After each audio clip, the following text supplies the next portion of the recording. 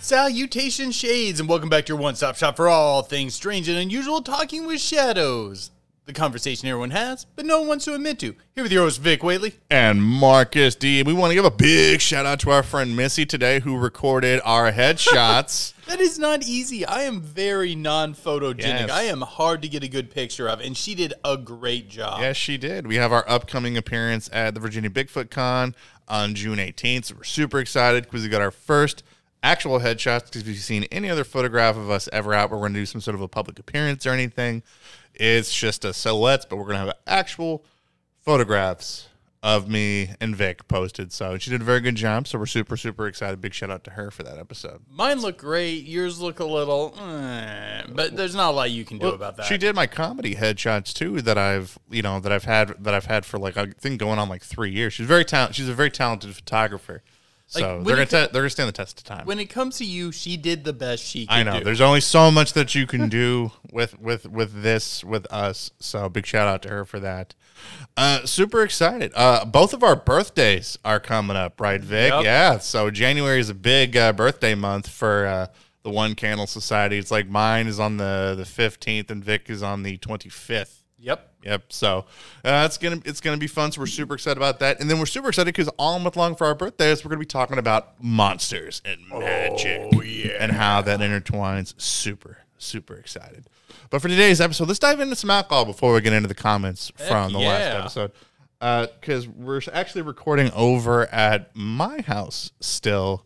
That's why the audio might sound a little different. Yeah. So we're recording over here today because we actually just recorded a interview with T. Harriman, who is an author from Evansville, who pulls a lot of her influences from Evansville, which is going to be posted next week, whenever we're taking my birthday week off. Yep. So that'll be coming out for that. Don't worry, we'll still be doing videos on my birthday week, but Marcus isn't. I edit everything. I need a break. I want to take a break for my birthday. So for today, I'm going to be drinking what I thought was apple wine, and now apparently I have discovered is an Oliver soft rose wine. Oh, that's so good. I mean, I know it's good. When it was turned around, I really thought that it was a an actual like apple wine, which is like my favorite kind of wine. He really goes nuts for apple wines. So, and you're going to be drinking a pineapple rum and Coke Zero. We're basically just using whatever he had at his house. So yeah, we're diving into the alcohol that we just had on hand here at my house because we were too tired to move the equipment back to back to the studio. You have a cup for me, or am I just pouring this into a bottle? A cup. Okay, good.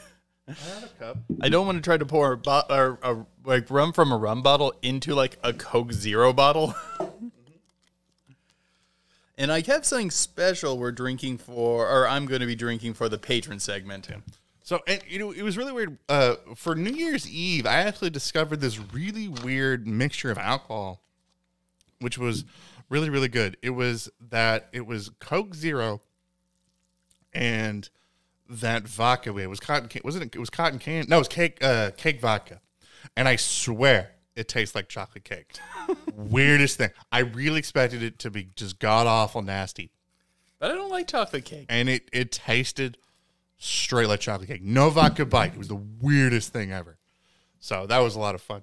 So cheers to you guys. Cheers. Cheers, guys. So if you didn't check out our last episode where we wrapped up all month long talking about avian cryptids, all things avians, we did an episode where we talked about the birds aren't real conspiracy. Yep. The conspiracy theory that started in 2017, that all birds were exterminated by the government, that they have been replaced by drones for the government to spy on us. No birds are real. And it is a 100% fabricated conspiracy that was made up by Gen Zers to handle a wave of disinformation. So, or at least that's what they claim. So definitely go check that episode out because we have a lot of thoughts on that. So Mary Grace said, makes me wonder about the blue jay that killed my tomcat Tigger years ago. That's a surprising matchup. Does that count as a drone strike? Maybe. The government took out your cat? They're disgusting birds, I mean. And blue jays can be highly aggressive. I would believe one would attack a tomcat, but I'd be surprised that one could do serious damage to one. Yeah. Recognized Soup said, what about the people that have birds as pets? Do they think that that those birds are conspiring with the government too, or that owners just don't know? As a former bird owner myself, I have so many questions. That is, I didn't even think about birds as pets because I don't think of birds as pets, but that's a good point. It's like I brought up the hunting thing. It's like I've hunted a duck before. It definitely was not a robot. Like, I think, are all birds that are supposed to be pet stores are probably in on the whole conspiracy, and that they're targeting people specifically so the government can spy on you in your house. Or maybe they're just cyborged enough. Just enough to be convincingly real. Or like crazy bird people are like the government handlers. Like, or birds are real, and this conspiracy theory maybe doesn't make much sense. I think well, that's the point of it, is that it's supposed to be fabricated. So it's not supposed to make sense. It's supposed to be a joke for people to cope with so many different types of conspiracies out there. But that goes in with our last comment that we're going to cover from Chill7509, patron. Chill says, people need to be able to respect and understand intent. Like in Stephen King's It, the book, Bill has an issue with his college class and says something that basically means sometimes a story is just a story, and it doesn't always need to be something, some serious thing. It translates well into real life because people will die on a hill that every single thing have some extra deeper meaning, but it just doesn't. Let a joke be a joke, but on the flip side, don't be dumb enough to think that everything is. Oh, that goes into a discussion we were having, like, I think it was last week or maybe the week before, about A Watership Down. Mm-hmm. Where you were saying that it was supposed to be just a story about rabbits, and I was saying that, like, the meaning of a book is less about the intent it was written with, but more about what we take away from it. And I think you took the opposite stance, that it should be more about the intent it was written with. Yeah, because the author of Watership Down, people so many times have tried to find this deeper meaning, and the guy literally just for years just goes, it's just a story about rabbits. And it's so hard to believe. There's so much symbolism and meaning in that story. Well, the problem is if you try to take something away from a story that's not supposed to be there, then you could be running into all sorts of problems. That's true, but the real effect any literature has is how it affects the audience and how the audience then take it and affect the world around them with the lessons that they learn from it. Well, yeah, but it's also like the Fiddler in the Roof. Like whenever Tevye accepts like that communist guy from Russia and he goes, oh yeah, I can teach your daughter there's all sorts of stuff from the Bible and the Torah that you could do. And then he tells the story. I think it was Jacob that he does, in which he's supposed to work for 7 years and then marry like his boss's daughter. And then he like welches on the deal. And then he goes, so you see what the Bible teaches here? Never trust an employer. It starts doing that. I mean, that's solid advice right there, though. I know. I'm not saying I don't agree with what he does, but I'm like, I'm thinking in the end, I don't know if like the writers of the original story were necessarily going for that to be the part that you got to be focusing about. But honestly, I think for this conversation that me and Vic are having, the birds aren't a real conspiracy, I think, is a good subject matter to have that conversation about. That Chill is talking about. So I think there's some good things to take away from that.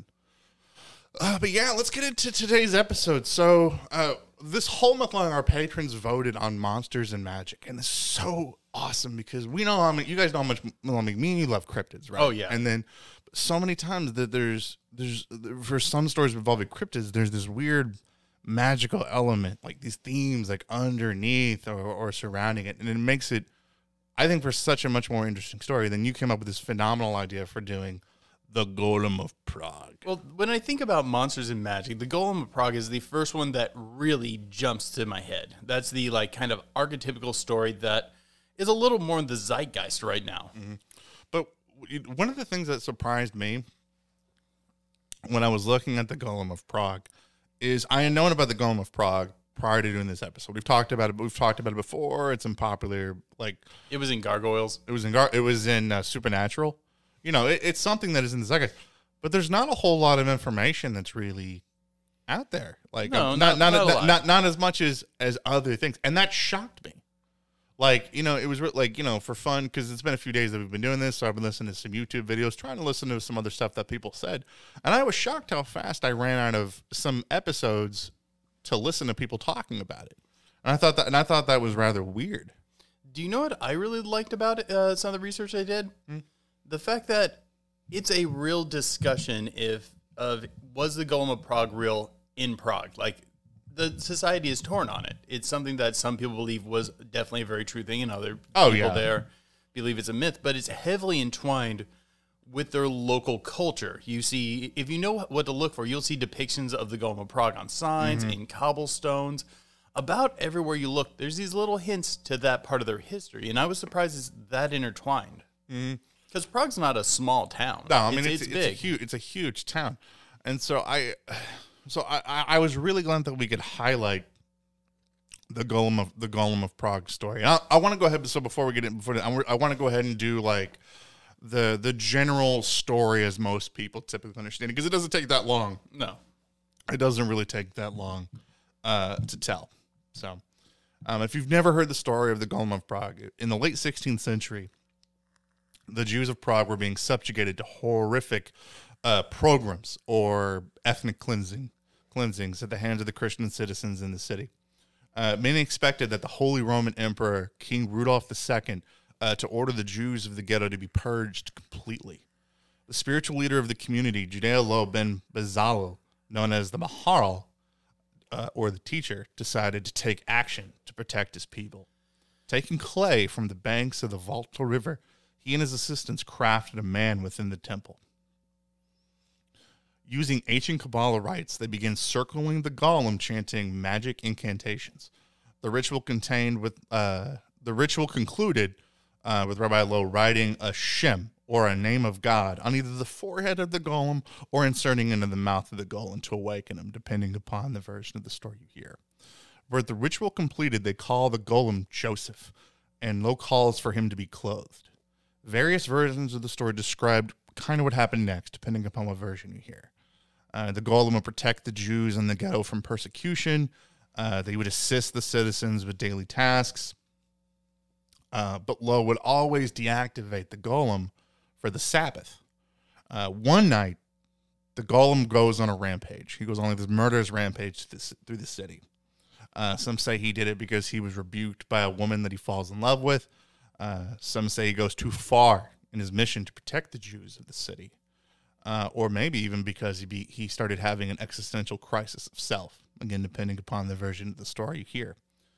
For whatever reason that happens, Loew is forced to deactivate the golem and stores his pieces in the attic of I'm always going to mispronounce this, the Altneshush, the temple that he was crafted in. Rabbi Loew then forbade anyone except those his successors of his bloodline from going into the attic to reactivate the golem in case he would be needed again in the future. Many people who are detractors from it say he never actually wrote about the golem in his journals, but his predecessors were very aware of the fact that they were banned from the attic, that they could not go there. And in their journals, they do talk about that, where one of his predecessors tries to basically break the ban. He goes through special baths, does special prayers, and we actually have his journals from the time period talking about his attempt to go up there. And before he could get into the door, an invisible force stopped him from entering, and he had to go back and never tried it again. Eventually, the stairs were removed so people couldn't get up there. The door was locked, the stairs were removed, and it was just no one can go. Now, if you go there today and you see some people that do like video vlogs of tours through the city, you can even see sort of like the rungs of where the steps used to be leading up into the attic of the temple where it was done in. And I will write it in the show notes below for what the name of it is. It's just very difficult to pronounce. But there have been expeditions up there in more recent times. Yeah. They had the temple was renovated.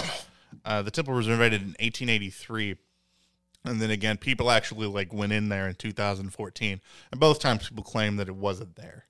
Yeah, but with all that press and stuff, I wouldn't leave it there either. Well, people often report one of two things. I've heard the stories that it was transported to a nearby cemetery and it's buried somewhere, so that way that people wouldn't find it. There's also the story that involved the Nazis during World War II, that some say that they attempted to go up there and then they perished before they got there. But other people also claiming that it may have been removed and taken somewhere else. There's also either them or the people of the temple. There's also the possibility that it was reactivated at some point in time, because effectively, you could probably just put it back together and reissue its will not its will, but its activation with a new scroll. Okay, so this was one of the things that I found really, really weird about the story involving the golem. Actually, any story involving any golem, let's say, because it's not like the Golem of Prague is the only story. There's many of them. Is not. There's golem creation stories that go, at least from the Jewish perspective, that go all the way back. I mean, to the 12th century, and even arguably even before that, and all the way up to like the 19th. Yeah. So, they never really describe what the creature looks like in very vivid detail. Well, you're right. It's not heavily described, but we do have certain descriptors, and the important part is they describe it as looking like a man. Right. They describe it as looking like something like that could pass as human. Yeah, enough that Rabbi Loew wanted it to be clothed. So at some point, like his visage had to be convincing enough to where they'd be like, if you think of Greek sculptures where like people are in the nude. It's not like people go, oh man, we got to cover that up. We got to cover. Yeah. I mean, I know some people do that, but like it's not moved enough that where people do that. But like, apparently like the ritual he was so convincing enough that they felt the need to clothe him because to not show off his dangly bits of what was going on. I like the theory that it's convincing enough that it could have been reactivated and could be out there still today, just passing as a human. Yeah, I think that could be. I think that could be a possibility because it's never really described in most other golem stories what happens to the golems. Like it's just said that they were created, and they're like it never really says like fully like what they did. There is like after that. There is the one. This comes after the Golem of Prague. This is a later story. One of the things with golems is, and this is the one thing that I think would make it hard for them to pass, is that they get bigger over time. That they start at a certain height, but over time they will just become larger and larger and larger. And one rabbi's golem, I think this was actually a descendant of Rabbi Loew, if I remember right. His golem was too large, and he wanted to destroy the golem, but he could no longer reach up to get to the words on the forehead. Because in some golem traditions, they say you put the word for truth on their forehead. And once you erase the first letter, the word goes from truth to death. And that's how you kill the golem permanently. So he couldn't reach up to remove the thing anymore. So he sat down and asked the golem to remove his boots for him. And his idea was when the golem bent down, he would erase the first letter. But when the golem went down, he erased the first letter and then died under the collapsing clay that then just buried him. And the records of the time does show he died at a young age. Mm-hmm. Well, and it's not even just the word for truth. It's not as simple as just it's much more complicated. The word truth, because for the Kabbalah tradition of what they believe whenever they're crafting something, they in the Kabbalah they believe that like the Hebrew language, like with the alphabet, you can take letters from that and use that as a way of like essentially doing magic, like doing some sort of rituals to have like a real world effect. Like they believe that if you arrange the letters in a way to get one of the words of God, that you could legit create life. So it's not like just writing truth necessarily in the Bible. It's probably. I don't even think necessarily it's probably even that particular word. I think it's probably like a different actual like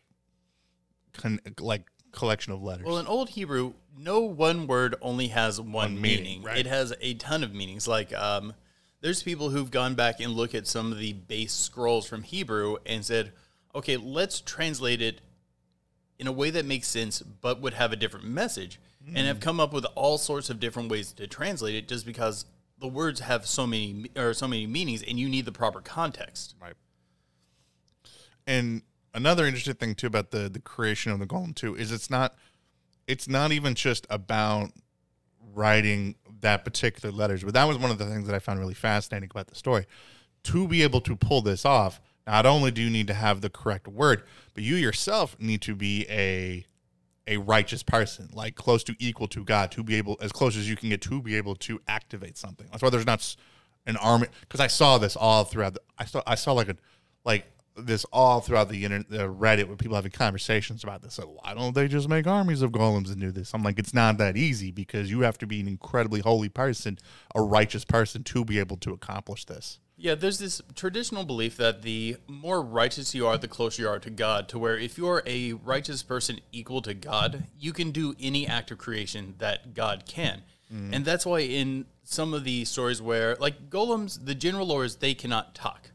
But in the earliest golem story, I'm trying to remember the person who made it, and I'm missing it right now, but he was so righteous, his golem could talk. But then when he realized what he made was just a facsimile of life, more of a mockery of life, he just turned it back to dust. But it does look like if someone is righteous enough, you could instill a greater degree of life than, say, the Golem of Prague had, because that one was incapable of talking. Yeah, like your success is only going to be measured by yourself. And man, I think that probably takes a huge toll on a person for what you're trying to do, because not only are you testing your knowledge of like the Kabbalah for that, you're testing your soul. Like you're testing your soul essentially to see like how righteous of a person you are. And I imagine that if you attempted to do that ritual and it didn't work, and if you have other people around, like what does that say about you? Like what would that reflect about? Like what would that reflect about you? And I think that's one of the inner meanings of like the Golem story that I think people should think about when they're thinking about the stories. Yeah, it's almost a test of faith in a way. Like say, There are the mechanical aspects where you have to have virgin clay and you have to walk around it in certain ways and you have to recite certain words. But I think you're going to make sure you get those right, because if you are a righteous person and then you just screw up one of the steps and your golem fails, everyone's going to think you have some sort of deep down stuff. But I was wanting to talk some about like why the Golem of Prague went nuts, why it turned. Yeah, well, for one, it could be one could argue that it's a reflection of Loew. If he himself wasn't up to the level of what it says you're supposed to be, then maybe that could be one of the reasons about why eventually this thing goes on a murderous rampage. It could be that. I think my theory is it does lie in his flaws, but in a different way. My thoughts are this. Okay, he forgets to remove it on the Sabbath, right? And a golem is a divinely created creature. That means it was still functioning, because when the scroll's in, the golem is functioning. The golem is, in a case, working. And what are you not supposed to do on the Sabbath? Work. Well, that means the golem was working, functioning, and likely doing its normal duties. And in many of the legends says, part of its duty is just doing general work for the community. What if this creature, being a divinely created creature, was then compelled through magic, because he forgot to remove the scroll, to work on the Sabbath? And this caused a issue for it. It was being forced to sin as a divine creature. I would think perhaps that would be what it would cause it to go berserk, because Hebrew angels are not considered to have will. They just do what they are told. They're considered to be more like almost on an animalistic level of intelligence, where they don't have their own free will. If this thing did not have a choice but to sin because it was compelled, perhaps that tormented it into lashing out against the community, or perhaps it just caused it to fully glitch out. Well, but also too, humans themselves are not perfect beings. If we go like within the Jewish tradition, it goes back to original sin. Even humanity itself, sin, created by a perfect being. One of the things that I've always found very interesting, if you compare the Golem of Prague to like what a lot of other people compare it to, if you like artificial intelligence, like what happens when we ourselves try to create intelligence. It's a pretty solid comparison. Yeah, some of the things that first start happening that we've noticed whenever we create artificial intelligence and we give the things the ability to do things, is it shakes our norms. like it'll give up the English language, it'll give up like human morals, it'll give up like just tons of all these things, and then just start doing things on its own for what it deems. So we call it a murderous rampage. That might not be what it's calling what it's doing. I still think it's very fascinating. The 3D printer they gave AI to and then said, make whatever you want. The first thing it made was a smaller version of itself. Its first thing it made, or it did, was reproduce. Right. Which I think is very telling of like the nature of AI and things like that. So like, maybe it goes on, we say it goes on a murderous rampage. Maybe it came to the conclusion that it had to do something to protect, like the Jewish people. Maybe the thing it had to do was just start removing every single threat because that's the only way that it could keep the Jewish people safe. Or maybe it thought it was doing God's work. Exactly. Like punishing them for their sins of compelling him to work on the Sabbath. If we start seeing like what artificial intelligence starts doing, where it just starts getting rid of human norms and morals, what we think, like it's not going to share ours. Like you could see it, like, you could see a similar thing with the Golem of Prague. I think if we want to examine the thinking of the golem, I think a good way to start is this. The standard syntax versus syntax. That is something that gets discussed in AI a lot. Mm-hmm. We think in syntax. We add in emotion. We add in situation. We add in a lot of things when making our decisions because that's how we think. We think in context of a situation. Syntax instead is a line of if then this, if then this, if A and B then C. It's a specific sort of formula, and I think like that is very much like the Golem of Prague. If scroll is in, do as scroll says, and I think something went wrong in that syntax. Yeah, it's not doing anything wrong. It's being told what it's being told to do. It's like all the time when we're like computers, like it's doing something wrong. It's glitches. But really, in all honesty, the computer is doing what it thinks it's being told to do. Yeah. Oh, absolutely. The error is definitely not in its execution. Its error is in its understanding of what we want it to do. And I have to imagine that this has to be it. Like, I don't really buy that it fell in love and things like that because a golem is effectively a homunculus. A golem has no soul. It has no free will. It is a facsimile of life, but it itself is not truly life in the way that man is life. In the Hebrew tradition, man is made of clay, but God put a soul into that clay, and that's what made it different. Actually, it goes way beyond, like, say, the Christian, Hebrew, Judeo tradition, because almost every creation story has man being created from clay. You find it in China, you find it in South America, you find it in North America, you find it in many parts of Europe, Italy, Greece. Like, it's such a common motif. It's almost a disturbing thing because most creation stories has man coming from clay or dirt or dust or something along those lines. It seems to be, if those stories are to be believed, how man comes to exist. I think that... Do you want to get into the idea of like what if the Golem of Prague like may or may not be real? Yeah, like for like a reflection of what it might be, because if you think about it's true that Loew he himself has no thing written down about writing the Golem of Prague, and I think but we do know he did ban people from the entrance of the attic. Correct. So it's interesting because one of the things that he does, he's a spiritual teacher. Yeah. So I find it kind of odd that he himself would not write about his own spiritual journey with that, because that would be a reflection of how righteous of a person that he is. But if you think about the context of the time in which this is going on, we're in the 16th century, okay, when the blood libel for the Jews is very prominent. We don't know what the blood libel is. Essentially, it's this conspiracy belief that was believed by a lot of people even at the time, that like Jews would kidnap children and use children like Christian blood in their matzah, like in their bread. It's a horrible thing. Or for their Kabbalic practices. But one of the things the Golem of Prague, according to some stories, did was during parts of the day, the Golem would disguise himself as a Christian and go among their communities to see if anyone was planning on planting a child's body in the Jewish district to incite one. And that means it had to look pretty human. Yeah. But what the Golem of Prague, Golem of Prague does, to be able to make a golem, you have to be a righteous person. Yep. You have to be a person of virtue. So to say that if we created something like that, this sort of a divine being, is a reflection of our higher morals of what we are. Like, we are a righteous people. We have created something like this. How can we be this sort of an evil person if we have created something like this?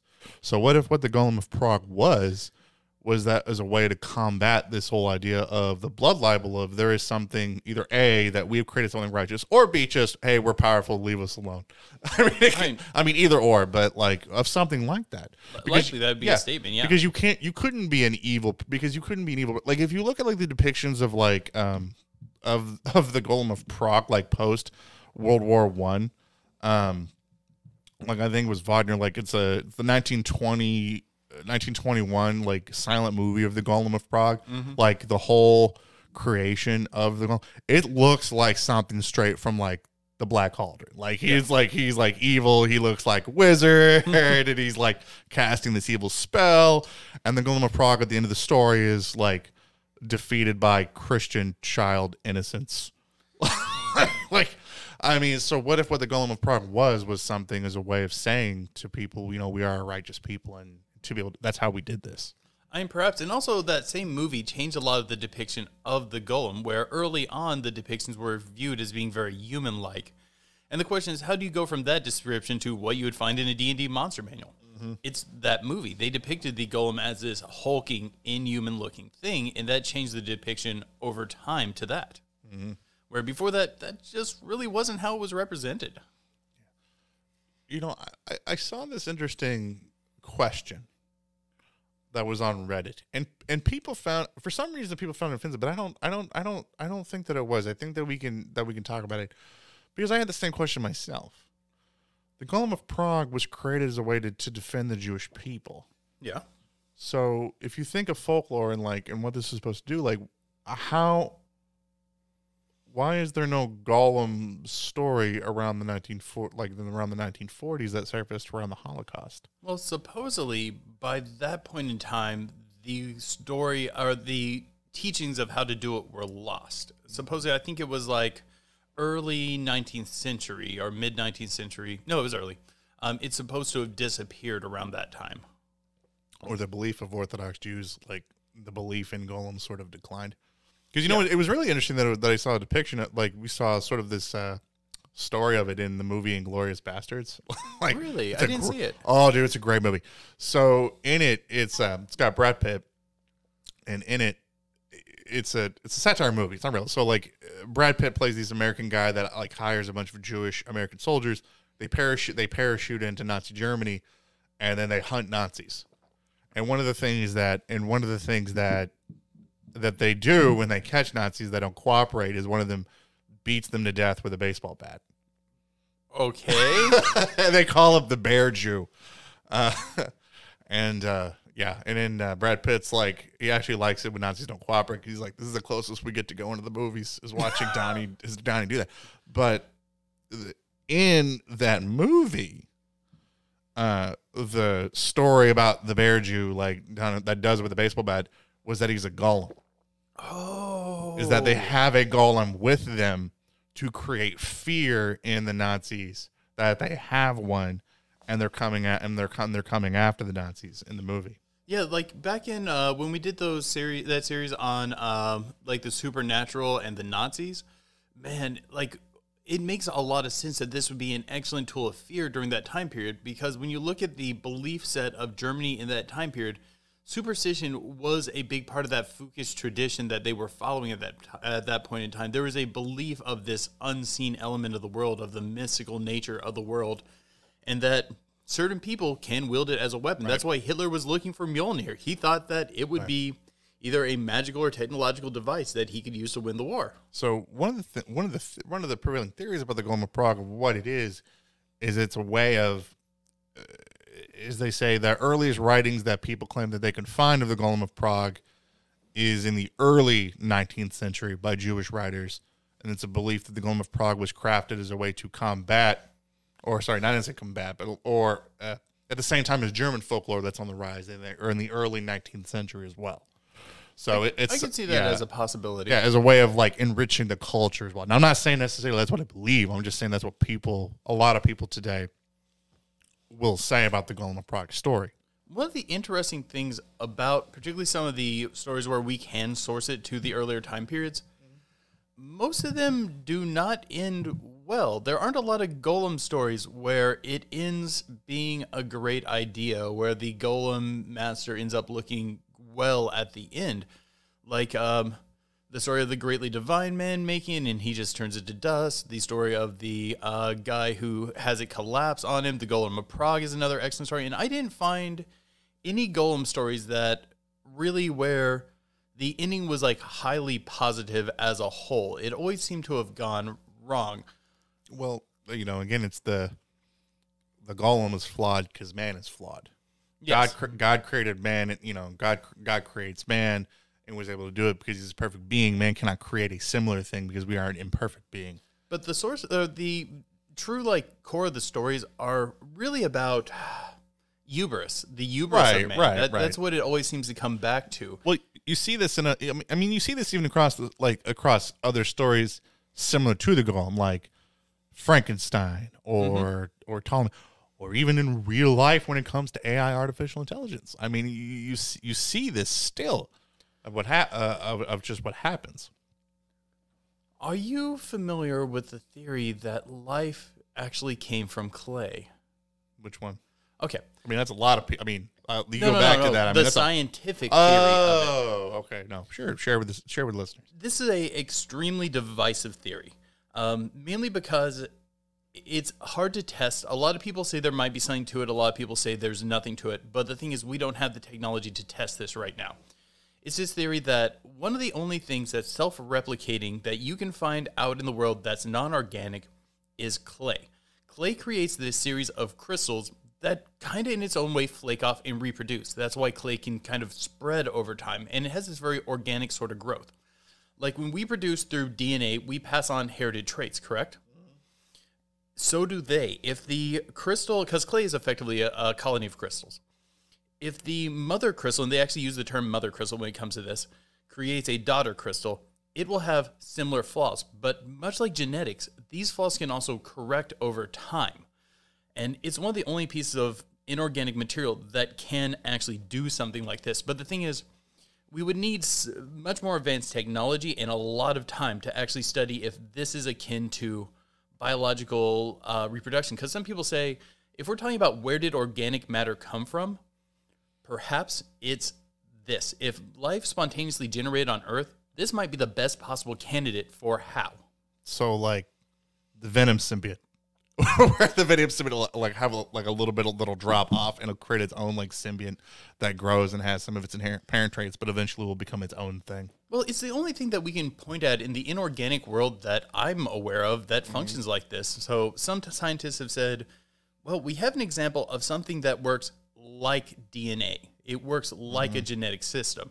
If we're saying life spontaneously generated here out of nothing, this might be the best nothing it could have generated from. Well, nothing says what the golem's skin looks like after it was done. It doesn't necessarily say if it's itself a walking clay or stone thing, or if it shapes into flesh. We're not sure. Like, people's descriptions really come from some of the early 20th century silent movies for when it comes to the golem. But wait, think about this though.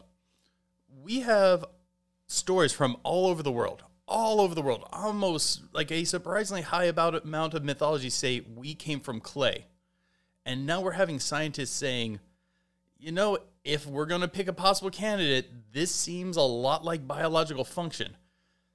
How did the ancient world call that? Is this why it's so universal? Did we somehow possess this knowledge that this might be where we actually came from? Or it goes back to art imitates life. I mean, people have been making clay people as a art form for thousands of years. I mean, even some of our earliest work is people crafting other things out of clay. So I think that idea goes back. So you think it's just a powerful metaphor for creation? I think, yeah, but I think it goes way. I mean, it probably goes back to some of the very first critically thinking people that think that try to connect those two things. But while pigment painting is also an extremely ancient form of expression and creation, but I don't know of any stories that's where we came from. Like we came from paintings of other things. Yeah. But no, but people have the idea of something physically creating, like something physically creating something out of clay. So I think that idea, I mean, every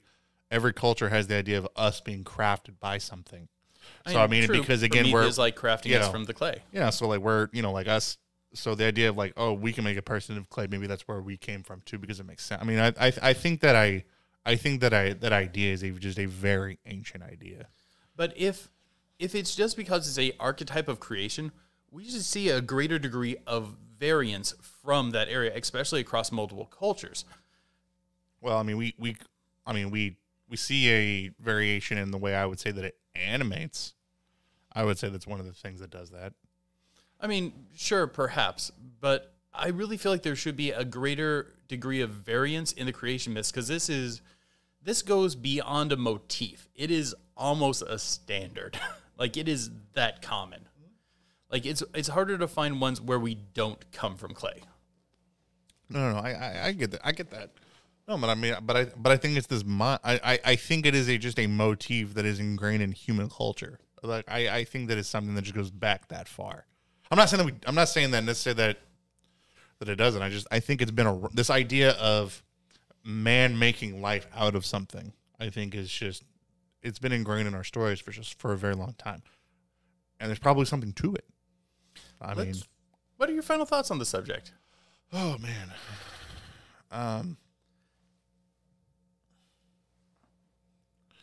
I think man is always okay. I think man is driven to reproduce. I think in some way, shape, or form, we're always driven to put ourselves into something else that will sort of live on. And I think that's one of the things that that Golem stories like that do. I think the Golem of Prague is an example of a group of people that have been persecuted for as long as people can remember, that have been persecuted, and golems are a reflection of that, as a way of saying like they are a righteous people. I think that's part of their folklore, as a way to show that and demonstrate that.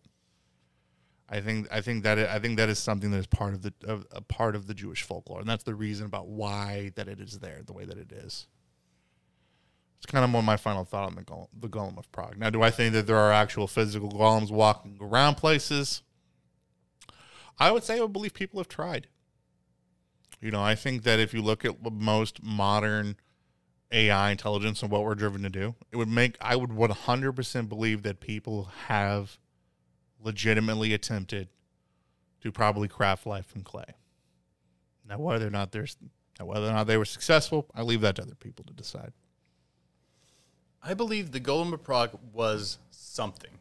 I mean, if you look at the time period, there is a lot of evidence that Kabbalah was active and alive in this area, and people, at least at the time, did believe it had true, real power.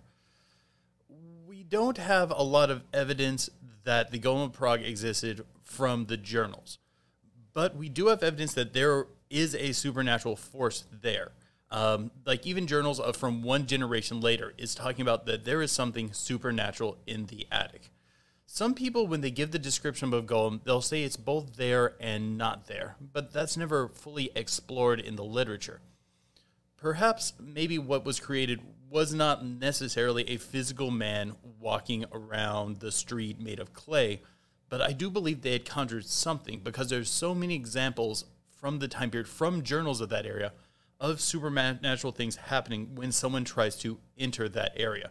Perhaps the golem was physical, moved around, and after it was broken, perhaps it did have some sort of force still left over, or perhaps the stories aren't as exact as we may expect. But I think something went down supernatural in Prague. What are your guys' thoughts on the Golem of Prague? Do you think that it was a real thing? Do you think that one actually was attempted to be made that that night in Prague? Do you think that it's just a folklore story? What do you guys think? Put your guys' thoughts in the comments below. If you guys are listening to this, leave us a like button. Leave us a review if you're listening somewhere where you can leave a review. It's a great way to support the podcast. If you're listening on YouTube, smash that like button. Hit that subscribe button. And don't forget to hit that notification bell so you can be updated whenever we put out new content. But thank you guys for listening. Until next time, guys, keep believing. Because we'll keep listening. All right, guys, we're going to slide into the Pillow Talk segment of this podcast. If you want to check out the rest of this awesome podcast, all you got to do is go over to our Patreon and sign up. For as little as $1 a month, you get the rest of this awesome podcast, as well as our bonus videos that we put up exclusively for our patrons. If you sign up to be $2 more a month, you actually get access to our poll where you get to vote on the theme of each month. Where currently, right now, Time and Space Anomalies is currently winning. There is so much we can get into that. Yes, for the month of February, but there is still time to get on and let your voices be heard. We also got Past Life Phenomenon. We got The Apocalypse, as well as The Conspiracy Iceberg. So get on there and vote and let your voices be heard. But we're going to keep going in the Pillow Talk segment about the Golem of Prague. I know Vic's got a really interesting question. That'll be fun. I'll start us off, though, with a thought that I had. There's something I want to talk about first. Oh, what? There is something that you and Ellie are a big fan of that I've never watched. And I have begun watching it just like last night. Sailor Moon? Sailor Moon. For those of you listening out there, he is a huge Sailor Moon fan. I was a Sailor Moon. Massive one. Well, back in the day, it was one of the few animes that you could watch if you didn't have cable. So it was one of the ones that I would watch, because it was one of the few cartoons that I could watch. And it's a good cartoon. And Ellie is also a really big fan of it. And last night, she's like, we are watching the original Sailor Moon series from start to finish. And I'm like, okay, sure. And it is a goofy but fun series. Mm-hmm. It just made me think about it because we're talking about time and space anomalies, and there's one in the last episode that we saw. That's awesome. We haven't even gone far enough that like the team's together. They're still trying to find all the different Sailor Scouts.